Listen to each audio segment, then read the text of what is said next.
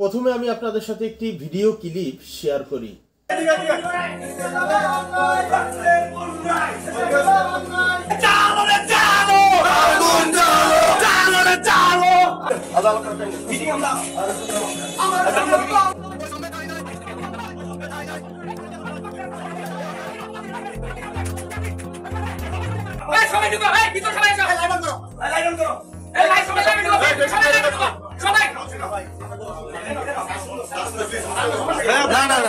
কথা বলতে দেন, আমরা কথা বলতে আসছি, আপনি কথা বলতে দিবেন।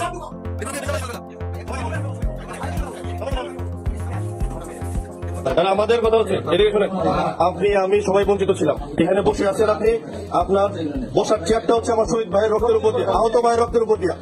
আপনি নিজে প্রতি শুক্রবার শনিবার আপনার উপজেলায় গিয়া নির্বাচনী কাজকর্ম করার জন্য আপনি ভিডিও করবেন না, একদম ভিডিও করবেন না। হরিপুরে আমার পুলিশ ভাই জন্ম, আমার ভাইয়ের উপর পুলিশ গুলি করছিল, তখন করেছিলেন আপনি।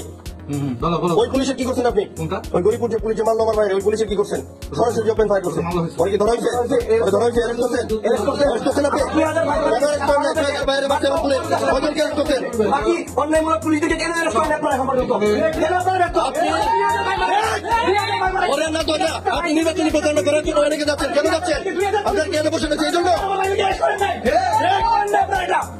এই ঘটনাটি ময়মনসিংহ রেঞ্জ ডিআইজির কার্যালয়ে স্বয়ং ডিআইজি আশরাফুর রহমানের সাথে।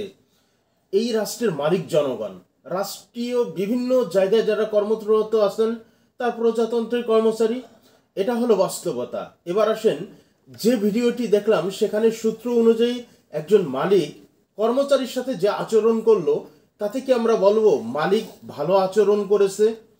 এভাবে চলতে থাকলে দেশটা কি শৃঙ্খল না উশৃঙ্খল হবে? একজন ডিআইজির সাথে যদি এমন আচরণ করতে পারে তার কার্যালয়ে, তার অফিস রুমের ভিতরে, সমাজে যারা সাধারণ মানুষ আছে তাদের কি ভয়াবহ অবস্থা দাঁড়াবে?